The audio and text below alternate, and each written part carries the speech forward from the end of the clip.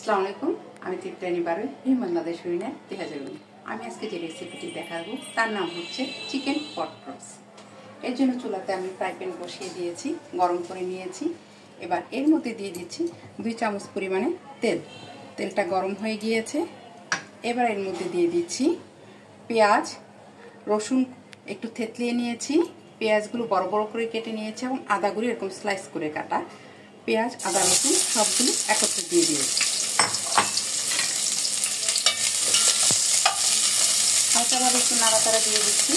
এবার দিয়ে দিচ্ছি চিকেনগুলো, সবগুলো একই সাইজে আমি 50% বয়েল করে নিয়েছি। সবগুলো চিকেন দিয়ে পেঁয়াজ রসুনের সাথে একত্রে একটু ভেজে নিতে হবে।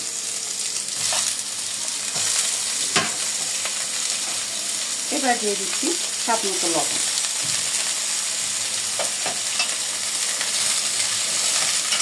নাড়াচাড়া দিয়ে প্রায় 5 মিনিট সময়ের জন্য ভেজে নিতে হবে। চিকেনটা ভাজা হয়ে গিয়েছে।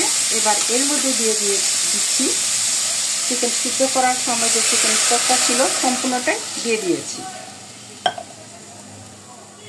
এবার দিচ্ছি বেশ কিছু পরিমাণে কাটা মরিচ কুচি,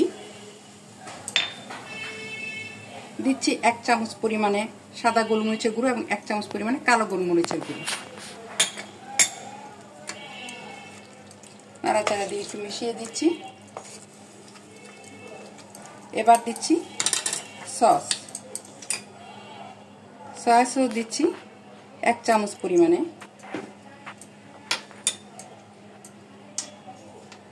তাবাস্কো সস দিচ্ছি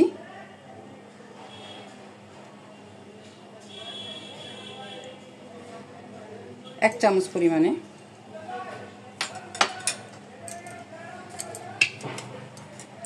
দিচ্ছি টমেটো সস 1 চামচ পরিমাণে।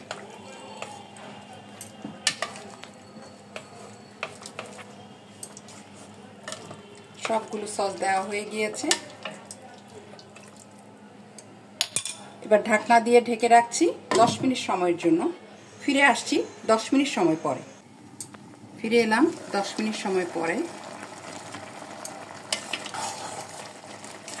সুন্দরভাবে তৈরি হয়ে গিয়েছে চিকেন পট রোস্ট। খুব সুন্দর কালার এসেছে। ঢাকনা দিয়ে ঢেকে দিচ্ছি এবং চুলাটা অফ করে দিচ্ছি।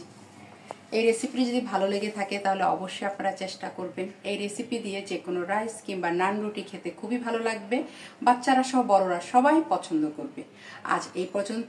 আগামী রেসিপি নিয়ে আসা অবধি আপনারা সকলে ভালো থাকুন, সুস্থ থাকুন।